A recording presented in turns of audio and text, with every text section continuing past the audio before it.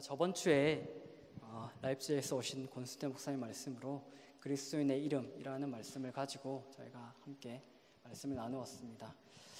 제가 이 자리에 서서 다른 말씀을 전하기보다는 정말 제가 지금까지 10년 안 되게 알아왔던 믿음 생활을 해왔던 하나님 믿어왔던 그 하나님을 여기서 함께 나누고 또한 함께 공유해 갈 수 있는 그런 시간들이 있기를 원해서 가장 기본적인 우리가 그리스도인의 이름이란 것들을 저번 주에 저희가 함께 나누었는데, 그렇다면 그리스도인 그리고 그리스도인의 삶에 대해서 그리스도인은 어떤 사람인가, 그리고 그리스도인의 소망에 대해서 함께 살펴보기를 원해서 이 베드로전서의 구절을 선택해서 나누려고 합니다. 네. 이 땅에 사는 모든 사람들은 저마다 각자의 소망을 가지고 살아갑니다. 누군가는 지긋지긋한 가난에서 이렇게 벗어나는 것, 그리고 누군가는 또 이런 소소한 행복을 이제 문제 없이 계속 영위해 가는 것, 살아가는 것, 그리고 작게는 내가 도모하는 학업이나 그런 직장 생활에서 성공하고 좋은 결과를 얻는 것 등등, 그 작은 모든 것들이 사실 우리에게는 중요한 것 같아요. 우리가 중요하게 여기는 그것들을 위해서 우리는 기꺼이 우리의 물질과 시간과 마음을 들여서 그것을 성취하려고 하죠. 그런데 저와 여러분들뿐만 아니라 이 땅에 사는 모든 사람들에게는 저마다 소망을 따라 우리가 그것들을 추구하며 살아가는데, 언제부턴가 그리스도인이라는 이름을 가진 사람들에게는 그의 마음속에는 다른 소망이 하나 생겼다고 성경은 얘기하고 있는데, 그 소망을 성경 가르쳐서 산 소망이라고 얘기를 합니다. 영원하신 하나님께서 영혼과 영혼 사이에 정말 한정적이고 제한된 그런 시간과 역사를 만드시고 우리 인간을 이 땅 가운데 살아가게 창조를 하셨습니다. 그래서 우리 인간은 하나님의 형상으로 지음 받았기 때문에 영혼을 사모하는 마음이 있다고 성경에서 얘기를 하죠. 전도 3장 11절에 보면 하나님이 모든 것을 지으시되 때를 따라 아름답게 하셨고 또 사람에게 영혼을 사모하는 마음을 주셨느니라 라는 말씀을 하십니다. 사람이 수명이 기껏해야 100살 내외잖아요. 또 조금 더 오래 사시는 분은 조금 더 사시기도 하고 또 일찍 가시는 분들도 있고, 근데 이 역사 가운데 한 인간의 수명이 역사 가운데, 그리고 이 영혼에 비한다면 눈 깜빡할 새 꿈 같은 이 짧은 우리의 인생이지만, 우리는 가끔씩 이제 생활하면서 영혼이라는 말을 즐겨 사용하죠. 사랑하는 사람에게 나는 당신을 영원히 사랑해 라는 얘기를 하기도 하고, 근데 이제 사실 우리의 인생만 생각한다면 당신을 대략 80년 정도 사랑합니다 라고 해도 사실은 충분할 수가 있잖아요. 근데 그렇게 하면 막 상처받잖아요. 형제들은 그렇게 얘기하면 이제 큰일이 일어날 수 있다는 걸 알고 있죠. 그거는 하나님께서 그것은 우리 마음 가운데 영혼을 사모하는 마음을 주셨기 때문이라고 생각을 합니다. 다른 말로 하면 우리는 이 땅을 위해서 이 땅에 살아가기 위해 지음받은 존재가 아니라 정말 영혼을 위해서 지음받은 존재라는 거죠. 이제 그 가운데 이 세상 가운데 우리는 각자의 소망을 가지고 살아가는데, 그 가운데 하나님께서는 하나님의 것으로 부르신 사람들이 있다고 하는데, 그 사람들을 성경에서는 그리스도인, 그 무리들을 교회라고 얘기를 하십니다. 그리고 지금 살고 있는 삶이 끝이 아니라 이 삶이 이후에는 영원한 삶이 있다는 것을 그리스도인들, 교회에게는 알게 하시고 그 영원한 삶을 위해 달려가야 한다는 것을 아는 이 그리스도인들에게 금방 성경 본문은 산 소망이 있게 하셨다라고 얘기를 하고 있습니다. 하나님을 모르고 다른 사람들과 똑같이 세상의 평안, 안정, 쾌락, 사람들의 인정을 향해서 달려오던 그 소망들이 결국 다가오고 말 하나님의 그 심판대 가운데서는 정말 다 싸그리 없어지고 말 죄만 남을 그런 죽은 소망이라는 것들을 우리 그리스도인들에게는 알게 하시고, 진정한 소망인 하나님을 추구해야 함을 하나님의 소유인 우리에게는 알게 하셨다라고 금방 성경 말씀을 얘기하고 계십니다. 읽은 베드로전서 1장 21절 말씀을 다시 한번 보겠습니다. 너희는 저를 죽은 자 가운데 살리시고 영광을 주신 하나님을 그리스도로 말미암아 믿는 자니 너희 믿음과 소망이 하나님께 있게 하셨느니라. 성경은 그리스도인의 궁극적 소망이 하나님 자신이라고 얘기를 합니다. 우리가 진정 바라보고 원해야 하는 것들은 이 100년 남짓 살아갈 이 땅에 존재하는 어떤 것이 아니라 하나님 자신, 깨면 허상일 뿐인 이 땅에 존재하는 어떤 것이 아니라 하나님 자신, 그리고 예수 그리스도라고 얘기를 하고 계십니다. 여기 이 땅 가운데 살아가는 100년도 안 되는 이 인생이 진짜가 아니라 영원한 삶이 있으니까 우리가 이 땅에 살 때에는 썩어질 것들에 소망을 두지 말고 이 땅에 사는 동안에 곧 다가올 진짜 귀한 인생이 있는데 그 귀한 삶을 위해서 준비하는 삶을 살다 와라 라고 하나님께서 얘기를 하시는 거죠. 아기가 엄마 품에서 10개월 동안 있잖아요. 근데 그곳에 10개월 동안 머물러 있는 기간에는 이 땅에 나와서 살 준비를 하는 그 기간인 거죠. 10개월이 지나면 엄마 뱃속에서 나와야 되는 거잖아요. 안 나오면 이제 큰일 나는 거잖아요. 그런 것처럼 우리 그리스도인의 삶이 그런 것 같습니다. 시간이 되면 우리는 이제 이 인생이 끝나면 하나님께로 가야 되는, 그리고 영원한 삶을 준비하게 되는 그런 영원한 삶에 직면하게 되는데, 마찬가지로 우리 100년도 안 되는 이 짧은 인생의 역시도 영원한 삶을 준비하기 위한 거쳐가는 과정일 뿐이다 라고 성경은 얘기를 하시는 거죠. 그 이후에는 영원한 삶, 두 가지의 삶을 하나님께서 얘기하고 계시죠. 하나는 슬피 울며 이를 가는 영원한 고통의 삶이 있고, 또 하나는 하나님, 창조주 하나님과의 사랑의 관계 속에서 영원한 사랑을 누리고 사랑을 주는 영원한 삶, 이 두 가지 영원한 삶이 있다고 얘기를 합니다. 둘 다 영원한 삶인데 한 삶은 사망의 삶이고 한 삶은 생명의 영생의 삶이라고 하나님께서 얘기를 하십니다. 하나님의 주권과 그 품 안에서의 삶을 떠나버린 모든 사람은 태어나면서부터 죄인이라고 성경은 얘기를 하죠. 그 죄악된 본성에서 살아가던 인생을 하나님께서 부르셔서 자기와 세상되었던 그 보좌를 그 자리에서 내려와서 하나님을 나의 보좌에 앉혀드리고 그 온전한 회개를 기점으로 하여서 하나님 나라에 가는 날까지 당신의 사람으로 만들어가는 그 일련의 과정을 성경에서는 구원이라고 얘기를 합니다. 이 구원은 내가 주 예수 그리스도를 온전히 나의 구세주와 주로 영접할 때 이미 시작되어서 주 예수 그리스도께서 이 땅에 다시 오실 때 완전히 완성될 거라고 성경은 얘기를 하고 있습니다. 다른 말로 예수님께서 하신 말처럼 하나님의 나라가 이미 우리 가운데 임했고 그 나라는 내가 나를 주장하지 않고 나의 주인 되시는 예수 그리스도께 순종함을 통해서 이 조그마한 우리의 삶 가운데 이루어져 가며 주님 오시는 그 날에는 드디어 완성된다 라고 성경은 얘기를 하고 있죠. 이 하나님의 나라를 우리 가운데 이루어가기 위한 것이 십자가 그리고 자기 부인이라는 것이죠. 이 십자가의 삶, 우리가 매일 듣는 이 자기 부인의 삶은 정말 쉽지가 않죠. 실상은 고통스러운 거잖아요. 왜냐하면 내가 죽어야 되는 삶이기 때문입니다. 금방 말씀드렸듯이 인간의 근본적인 죄는 인간이 하나님을 떠나서 자기 스스로 자기를 주장하고 자기가 왕이 되어서 살아가는 그 죄에서부터 초래한 것인데, 그 깊은 죄가 우리가 주님을 영접한 이후로도 끊임없이 자신을 주장하고 내 주장을 관철시키려고 하면서 끊임없이 고개를 쳐드는 거죠. 그렇기 때문에 우리가 이 땅 가운데 거하는 동안에는 끊임없이 내적 갈등과 싸움이 있는 것이라고 성경은 얘기를 합니다.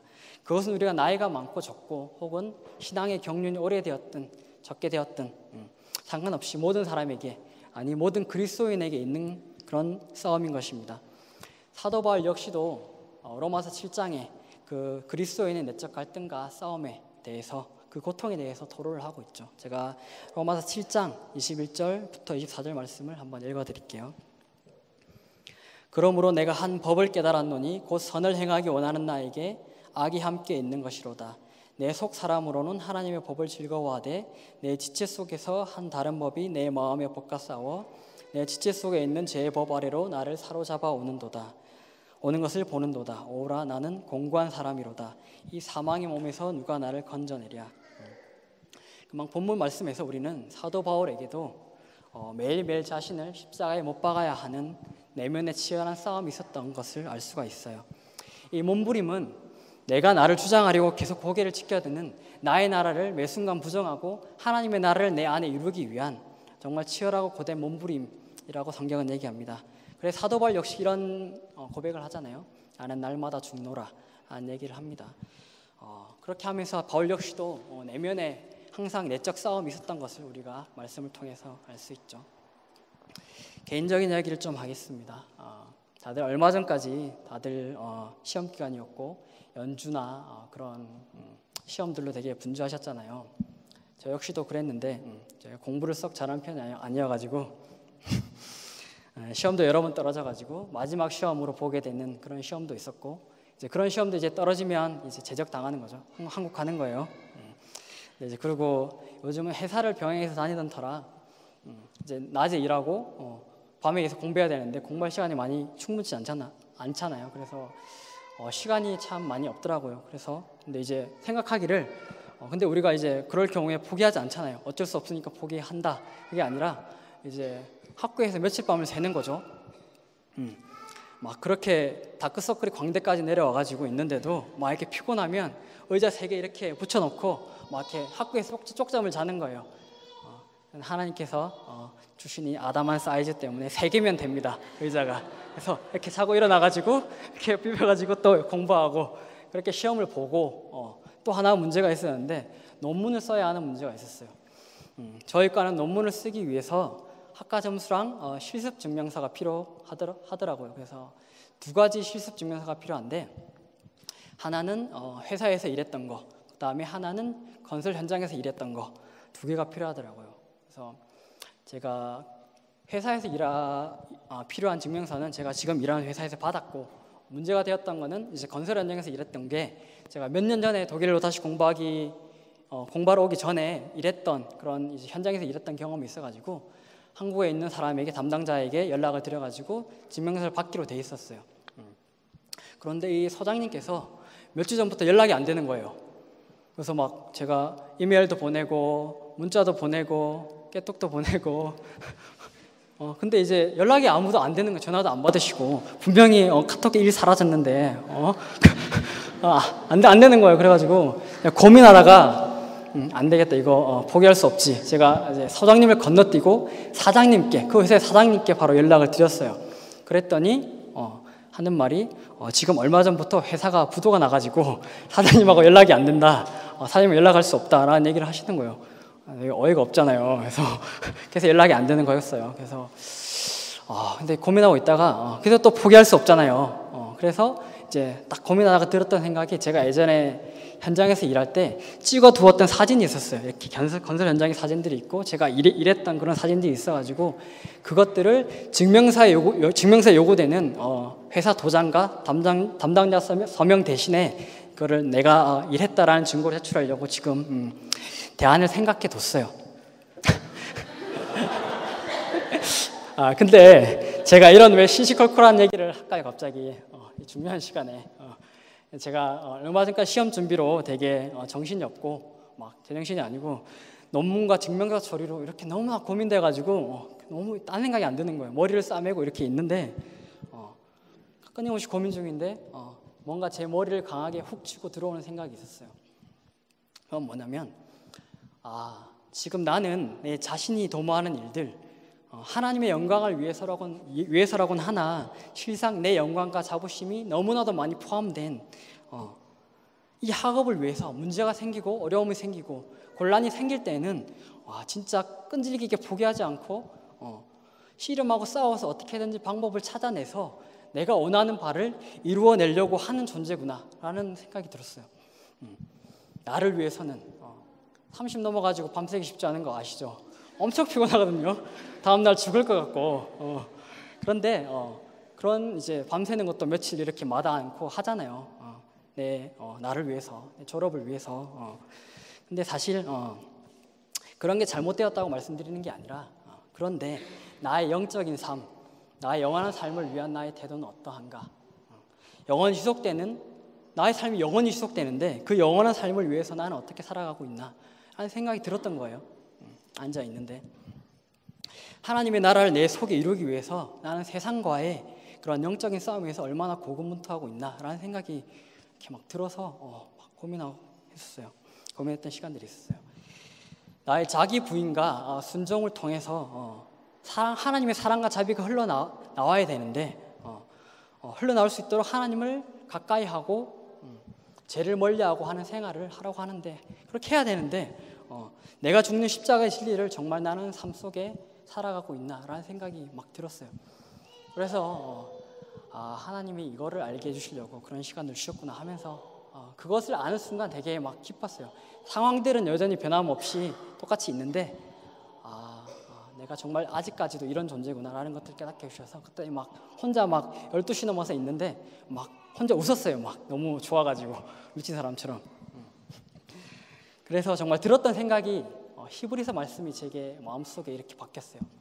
히브리서 12장 4절 말씀이 생각나는데 뭐냐면 너희가 죄와 싸우되 아직 피 흘리기까지는 대항치 아니하고 말씀하시죠.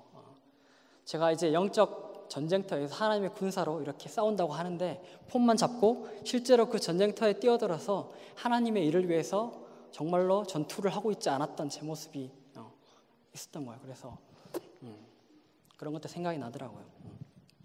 여러분들은 어떠세요? 여러분들의 삶 가운데 세상과 타협하지 않고 내 안과 밖의 죄와 싸우는 치열한 영적 전쟁이 있습니까? 내 옛 자아가 죽지 않고 살아가지고 계속적으로 내 안목의 정욕과 육신의 정욕과 이생의 자랑을 추구함으로써 하나님의 나라가 내 안에 온전히 이루어지지 못하게 하는 그 죄와 정말 진절이 나는 죄들과 정말 죽기까지 싸우고 계십니까? 아니 피 터지게라도 말씀처럼 싸우고 있으십니까? 죄에 대해서 이렇게 철저히 지쳐 쓰러지기까지 죄와 싸워본 경험이 있으십니까? 라고 질문하고 싶습니다. 그 전쟁을 매일 치열하게 싸우고 있는 사람들, 즉 그리스도의 마음 가운데는 공통적으로 느끼는 고통과 애통이 있다고 합니다. 그리스도의 사람들, 즉 이전에는 죄가 죄인 줄 몰랐으나 이제 내가 하나님과 예수 그리스도를 알고 그 거룩하신 하나님과 말씀에 비추어서 죄가 무엇인지 알게 되고 그 죄가 내 속에 있음을 발견하고 그 죄로 인해서 예수님이 나 대신 십자가에 못 박히셔서 죽으셨구나.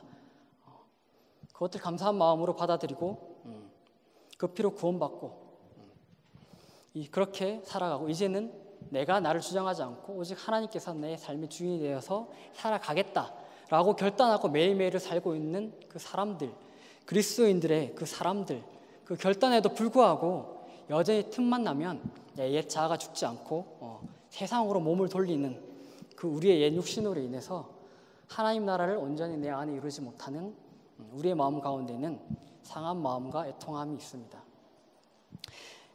여러분들은 그리스도인 혹은 그리스도의 사람이십니까? 다른 말로 묻겠습니다.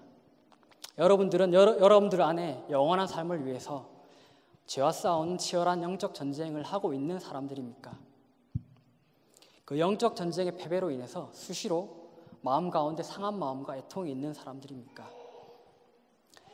나의 요구와 소망을 이루기를 원하는 이 땅 가운데서 그렇게 좌절되어 가지고 나의 원하는 게 계속 안타까움에 그런 애통이 아니라 정말 이제 나는 하나님의 자녀고 내가 하나님의 기쁘심을 위해서 하나님이 기쁘시게 하는 삶을 위해서 경건한 삶을 추구하고 십자가를 지고 나를 부인하고 그 온전하신 하나님의 사랑과 자비가 내 안에 이루어지기를 바라는데 아직까지 죽지 않는 내 옛 자아로 인해서 계속 좌절되고 실패할 때 느껴지는 그 애통하는 자들에게 하나님께서 복이 있다라고 말씀하시는 거 아닙니까?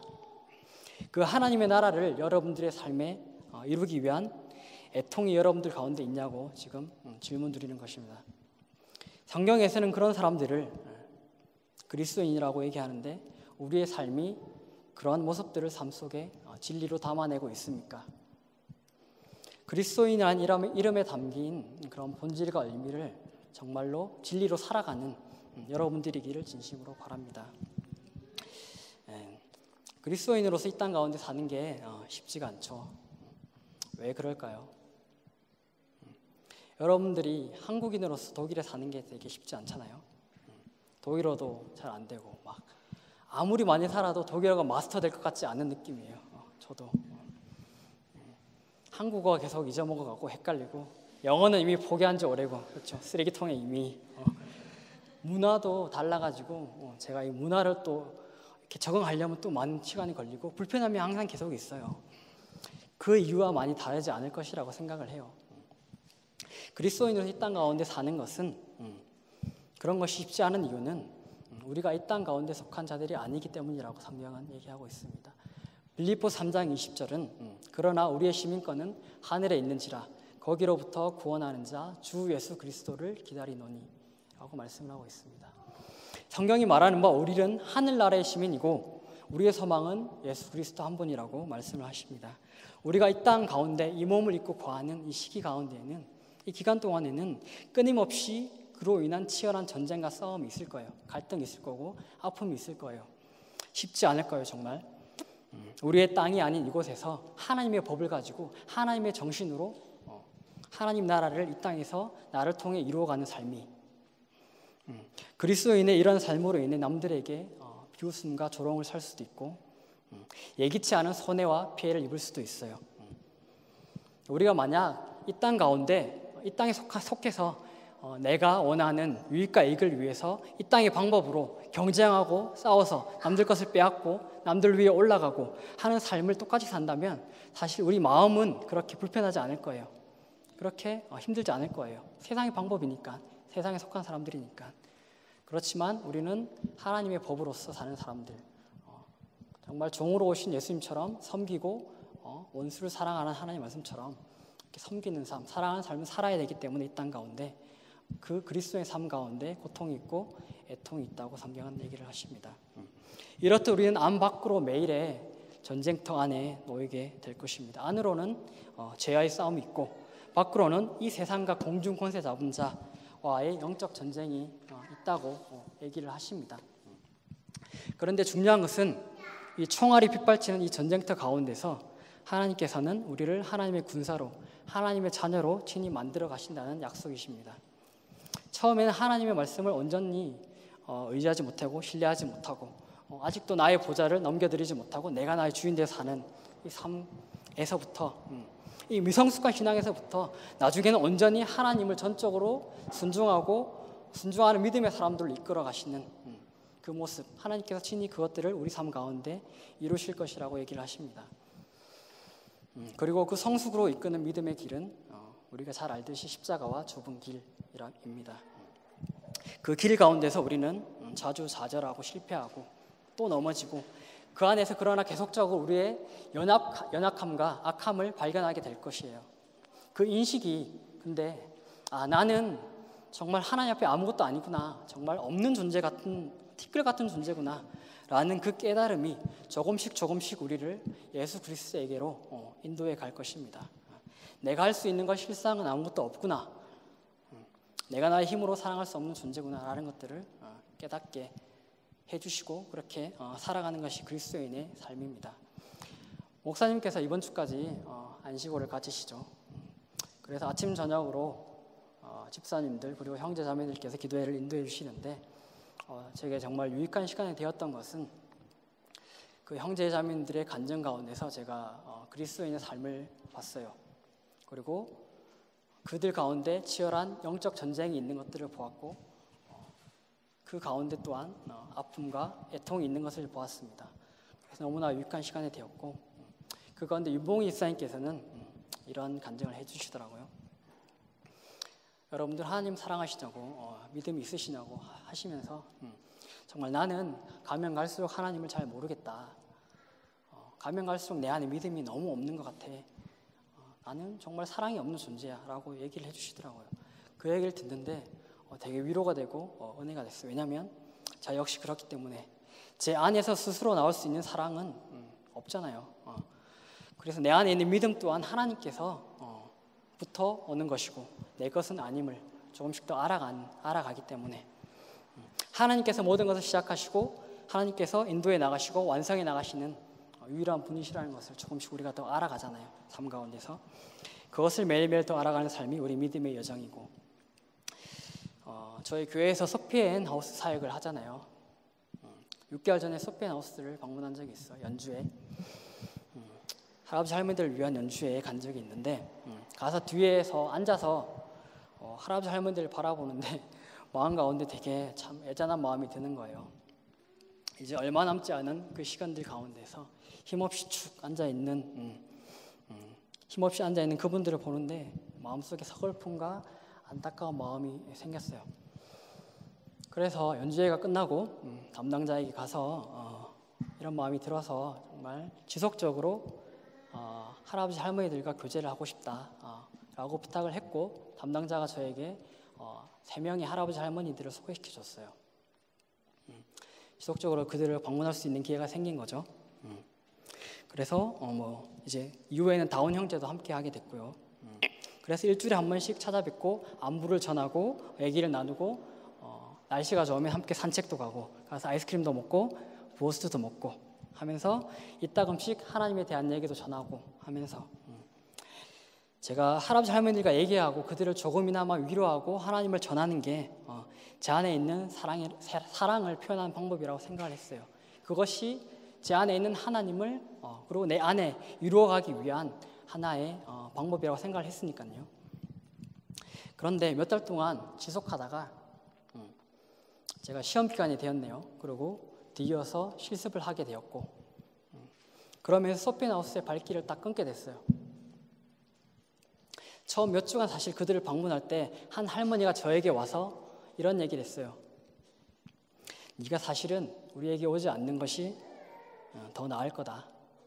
너 역시 지금은 열심을 가지고 우리를 방문하지만 그 너의 열심은 곧 식을 것이고, 너는 더 이상 우리를 방문하지 않을 것이고, 우리는 그로 인해 또 상처를 받게 될 것이다 라는 얘기를 하더라고요. 그런 일들이 많이 있었나 봐요. 그래서 그 할머니 얘기가 충격이었지만 저에게는 당시 저에게는 열정이 있었고 그 정도는 할 수 있다는 자신감이 있었어요. 충분한 사랑이 제 안에 있다고 생각을 했었습니다. 그런데 그렇게 결심했음에도 불구하고 이 조그만한 믿음의 여정에서 말씀드린 것처럼 저는 처절하게 실패를 했습니다. 학교 시험과 실습 핑계로 소피나우스 발길을 끊었고, 그 가운데 지금 할머니 두 분이 이미 돌아가셨어요. 그 가운데 그 소식을 전해 들었을 때 충격과 안타까움이 있었는데, 그럼에도 불구하고 저는 그때도 움직이지 않았어요. 왜냐하면 저는 제 자신을 위해서 아직까지 해야 할 일이 많이 남았기 때문이죠. 제 마음은 그렇게나 딱딱했고 그때 저에게 남은 사랑은 없었어요. 저는 철저히 실패를 했죠. 거기서 그것이 저를 아프게 했고 아직까지도 아프게 해요. 저를. 그분들께 미안한 마음이 아직까지도 있어가지고 그분들을 아직까지 좀 편한 마음으로 뵐 수가 없어서 아직까지 찾아가지 못하고 있어요. 그런데 그럼에도 불구하고 그 애통과 아픔의 시간들이 저 자신을 제대로 보게 했어요. 나 자신은 결코 아무것도 아니구나. 내 안에 스스로는 선과 사랑을 행할 수 있는 힘이 없구나. 그런 존재가 아니구나 라는 것들을 하나님께서 온전하게 철저하게 알게 해주셨어요.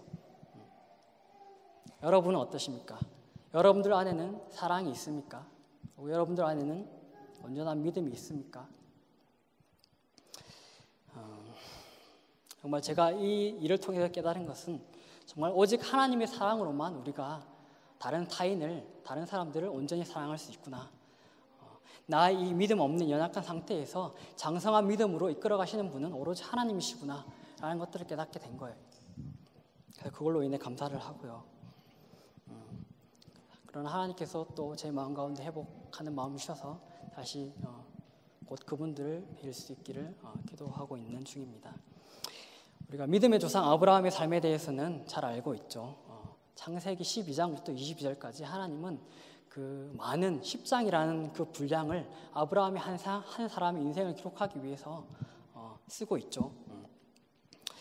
창세기 12장에 하나님께서 처음으로 아브라함을 부르시고 불순종과 믿음 없음을 계속 보여준 아브라함을 창세기 22장에 모리아산에 기어이 세우셔서 100세에 낳은 자기보다 귀한 그 아들을 하나님께 번제로 바칠 수 있는 믿음으로 하나님께서 아브라함을 만들어 가셨어요. 하나님의 약속을 받았음에도 믿지 못하고 가나안으로 가는 여정에서 기근이 생기자 바로 이집트로 내려갔죠. 발길도 이집트로 향했고 양식을 위해서 그런 불순종의 모습을 아브라함이 보여주었고, 또한 파라오와 그랄 왕들이 무서워가지고 자기 이쁜 아내를 누이라고 이렇게 팔아버리기도 하죠. 그런 연약한 모습을 보이기도 하고, 하나님께서 약속의 자손 언약을 주셨음에도 불구하고 하나님은 아브라함은 뒤이어서 바로 하갈을 통해서 이스마엘을 낳는 불순종의 그런 믿음 없음을 보여주기도 하죠. 그런 아브라함을 하나님께서는 그의 삶에 깊숙이 개입하셔서 하나님을 나타내시고 계속적으로 경험하게 하심으로써 아브라함을 믿음의 조상으로까지 만들어 가신 거죠. 자신의 목자와 조카 롯의 목자가 먹을 것 때문에 이제 다툼이 생겼을 때 아브라함은 더 이상 기근 때문에 이제 애굽으로 내려갔던 그런 곳과 대조적으로 조카 롯에게 네가 원하는 땅을 가져라라고 양보하는 믿음을 보이기도 하고, 롯이 그랄 왕들의 연합 전쟁에 의해서 사로잡혀 갔을 때 오직 318명만을 거느리고 그들 가운데 가서 롯을 구해오는 그런 큰 믿음을 보이기도 하죠. 그리고 하나님의 계획 가운데서 소돔이 멸망할 것을 아브라함이 알았을 때 그런 타인을 위해서, 다른 사람의 영혼들을 위해서 그런 중보하는 그런 큰 믿음을, 장성된 믿음을 보이기도 합니다. 그렇게 엎치락뒤치락 실패하기도 하고 때로 믿음의 모습을 그 삶 가운데 보여주기도 했던 그 아브라함이 소돔을 위해 기도하면서 자기를 지칭하면서 이렇게 얘기합니다. 창세기 18장 27절에 보면 아브라함이 대답하여 이르되 나는 티끌이나 재와 같사오나 감히 주께 아뢰나이다. 아브라함이 그 믿음 없는 그 삶 가운데서 그 삶의 여정 동안 함께 하시는 하나님과 동행하면서 깨달았던 것은 자신은 아무것도 아니라는 것, 자신의 없음, 하나님 앞에 자신은 티끌과 같은 존재구나 라는 것들을 깨달은 거죠. 그 인식이 아브라함을 온전히 하나님만 의지하도록 만들어갔던 것이라고 생각합니다. 내게는 아무것도 없고 정말 나는 아무것도 아니구나, 오직 하나님만이 전부다라는 자각이 우리를 예수 그리스도께로만 인도하고 그에게 우리 자신을 온전하게 내어드리는 그 믿음의 삶으로서 변화될 수 있게 하는 것 같습니다. 우리의 없음을 인정하고 무한하신 하나님께 온전하게 의지하는 삶. 나는 할 수 없고 나의 성과 의는 정말 아무것도 아니고 더러운 옷과 같구나. 그래서 그것을 의지하지 않고 항상 자꾸자꾸 예수님, 십자가에서 의를 이루신 예수님께로 자꾸자꾸 숨는 삶, 자꾸자꾸 나를 부인해 가고, 그래서 나중에 훗날에는 내가 아예 없어지기까지 죽어버린 삶이 되고 내 안에서 오로지 예수의 모습이 보이는 그것, 그날까지 우리를 성숙시켜 나가시는 하나님, 그것이 우리 인생의 목적, 제대, 사명, 부르심입니다.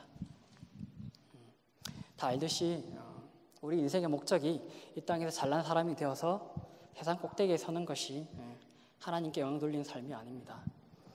하나님은 이미 홀로 영광스러운 분이시기 때문입니다. 하나님은 오직 우리가 하나님의 형상을 닮은 자로 닮아가는 그 시간 가운데서 변화되고 성숙되어져 가는 그 모습을 통해서 영광을 받으십니다. 한 자매가 아버지와 통화했던 내용을 전해 들었어요. 부모님께 경제적인 지원을 받고 있으니까 항상 죄송하고 감사한 마음으로 나는 이 학업을 통해 기필코 승리해서 훌륭한 사람이 되리라 라는 그런 내용을 가지고 아버지와 통화를 하고 있었대요. 근데 아버지가 이런 말씀하셨답니다. 딸아, 네가 거기서 무언가가 되려고 하지 마라. 아빠는 그저 네가 행복한 삶을 살기를 바란다 라는 얘기를 해주셨대요. 정말 좋은 아버지죠. 우리 하나님 아버지의 마음이 그런 것 같아요.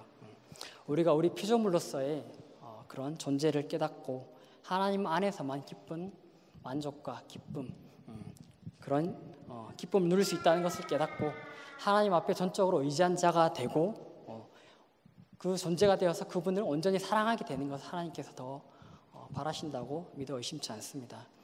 우리가 가끔 착각하는 내가 세상 가운데 그래도 더 높은 곳에 올라 있을 때 하나님께 더 큰 영광이 되지 않을까라는 잘못된 생각은 그 크신 하나님을 내가 아직까지도 잘 모르고 나의 그 작음과 나의 보잘것 없음을 아직까지도 인식하지 못하기 때문에, 깨닫지 못했기 때문인 것 같아요. 우리는 어쩌면 하나님 앞에 찬유 아니면 수연이 같은 존재일 거예요. 조금 더 양보해가지고 진짜 크면 이제 강건이 그런 사람인 것 같은데, 이런 아이들이 어떤 위대한 일을 한들 부모님에게 어떤 영광이 되겠습니까? 부모님이 또 아이들에게 이런 것들 바라시지도 않잖아요. 그저 아이들이 부모님께 받은 사랑과 그 은혜에 감사해서 온전히 부모님을 의지하고 사랑하는 것, 그것들을 하나님께서 바라시는 것 같아요. 하나님께서 우리가 말씀드렸듯이 이 땅에서 무언가가 되어야 영광받으시지 않으시고, 우리가 창조되기 전이나 그 이후나 하나님께서는 홀로 영광스러우셨고 앞으로도 홀로 영광스러울 것입니다. 우리의 어떤 행위와 무관하게. 정말 나는 아무것도 아니라는 그 자각과 자기 부인의 십자가의 길이, 그 삶을 우리가 살아갈 때 그 가운데 하나님께서 우리 가운데 비로소 일하기 시작하는 것 같아요. 야고보서에서 그렇게 말하는 행위가 없는 믿음은 죽은 믿음이다 라고 얘기하는 게, 우리가 무엇인가 우리의 것으로 이렇게 행위를 하는 게 아니라 정말 우리가 죽고 그 가운데 하나님께서 일하시기를 바랄 때 그 가운데 하나님께서 일하셔서 나타나는 그 믿음, 그 행위를 야고보서에서는 얘기를 하시는 거잖아요. 그 가운데서만 우리가 하나님의 사랑과 자비를 세상 가운데 흘려보낼 수 있는 믿음의 모습을 가질 수 있게 될 거라고 생각을 합니다. 물론 때때로 우리는 넘어지고 또 깨지고 하겠지만, 그 시간들을 통해서 우리가 그 미성숙한 신앙에서 조금씩 하나님을 닮아가는 그것을 통해 하나님께서는 영광 받으시는 것이라고 생각합니다. 하나님께서 여러분들에게 원하시고 계획하신 믿음의 분량이 있다고 생각을 합니다. 우리의 이 믿음 없는 모습을 온전히 하나님만 바라보는 믿음의 사람으로 변화시키고 성숙시켜 나가시기 위해서 하나님은 종종 우리에게 아픔과 고난의 시간을 허락하실 것입니다. 그 고난이 말씀드린 내적 싸움으로 인한 고난이든 혹은 외부로부터 오는 고난이든, 그 고난의 시간들이 여러분과 제가 하나님만을 바라보는 그런 시간으로서 만들어져 갈 수 있다면 정말 죄송하지만 그런 고난이 여러분들과 제 삶에 기꺼이 오기를 바랍니다. 우리가 스스로를 우리를 그리스도인들하고 한다면서요. 이제는 죄인에서 하나님의 피로 구원받고 의인이 되었다면서요. 의인이라면서요. 우리가 앞에 읽은 말씀처럼 시편 말씀에 의인은 고난이 많으나 그 여호와께서 그 모든 고난에서 건지시는도다 라고 얘기를 하잖아요. 우리가 이 땅에 살아가는 죄악된 세상에서 이 땅의 법을 따라 살지 않고 하나님의 법을 따라 살기 때문에 그 의인들은 항상 고난이 많아야 되는 거잖아요. 이 세상이 편하면 안 되는 거잖아요. 우리가 이 땅 가운데서 항상 그런 손해와 피해를 보는 삶을 살고 하나님의 법을 이루어 나가는 삶이 있어야 되는 거잖아요. 예수님께서 제 아들에게 말씀하시기를, 세상에서는 너희가 고난을 당하나 환난을 당하나 담대하라, 내가 세상을 이겨오노라 라고 말씀하시죠. 우리가 제자의 삶을 사는 사람들이라면서요. 우리가 제자라면서요. 근데 오해가 없으시기를 바랍니다. 형제자매들, 이 세상에 살면서 정말 고통과 애통과 그런 슬픈 인생을 살다가 죽기까지 막 이렇게 고생하다가 가기를 바라는 게 아니에요. 형제자매들이 다 잘 되셨으면 좋겠어요. 다들 주님 섬기는 가운데 행복하고 기쁨이 넘치는 생활을 하셨으면 좋겠어요. 그런데 단지 여러분들의 영혼이 잘된 같이 여러분들의 범사에 잘되고 강건하기를 바란다는 성경 말씀과 같은 마음입니다. 우리의 소망이 본질이 이 땅에 있는 것이 아니고, 이 땅에서 잘 먹고 잘 사는 것이 아니고 하나님이고 예수 닮아가는 거라고 얘기를 하잖아요. 우리가 예수 닮은 사람으로 만들기 위해서 우리 삶 가운데 하나님께서 때때로 고난과 애통의 시간들을 필요로 하신다면 우리가 그 시간 가운데 하나님을 원망하지 말고 가끔씩 이렇게 막 어떤 고난이 닥쳤을 때 그때 어떤 것들은 감당하겠는데 되게 막 심할 때 하나님 이건 아니잖아요 하면서 이 정도는 아니잖아요, 이러시면 안 되잖아요 하면서 윽박 지르는 것이 아니라 그 시간들 뒤에 숨겨진 하나님의 은혜를 보기를 원합니다. 그 고통과 고난 속에서 여러분들과 제가 하나님을 붙든다면 그것이 우리를 믿음의 사람으로 기필코 변화시켜 갈 것이라고 믿습니다. 매일매일 하나님의 나라를 이루어가기 위해서 내적 싸움을 하시고 그 안에서 승리하시길 바랍니다. 혹 실패할지라도 그 가운데 머물지 마시고 그렇지, 나는 아무것도 아니구나, 정말 내 힘으로 할 수 있는 건 아무것도 없구나, 내 안에 사랑이 없구나, 믿음이 없구나, 나는 티끌 같은 존재구나 라는 것들을 매일매일 깨닫고 그때마다 한 걸음씩 예수 그리스도에게, 하나님께로 나아가는 그런 삶이 있기를 원합니다. 성경 말씀에 하나님의 말씀은 살았고 운동력이 있어 좌우의 날선 어떤 검보다 예리하여 혼과 영과 관절과 골수를 쪼개기까지 한다고 성경 말씀 얘기하시잖아요. 우리 바이마르 성도들은 매주 여기 와가지고 우리 김웅성 목사님의 호통설교에 처절하게 쪼개지잖아요. 맨날 쪼개질 때는 되게 아프고 낙담되고 그렇지만 그 쪼개짐으로 인해 아픔과 애통이 우리 모습을 더 알게 하고 하나님을 더 의지하는 믿음의 사람으로 만들어 갈 것입니다. 그 말씀 앞에 서서 온전히 우리 약함과 악함이 숨김없이 드러나지길 바랍니다.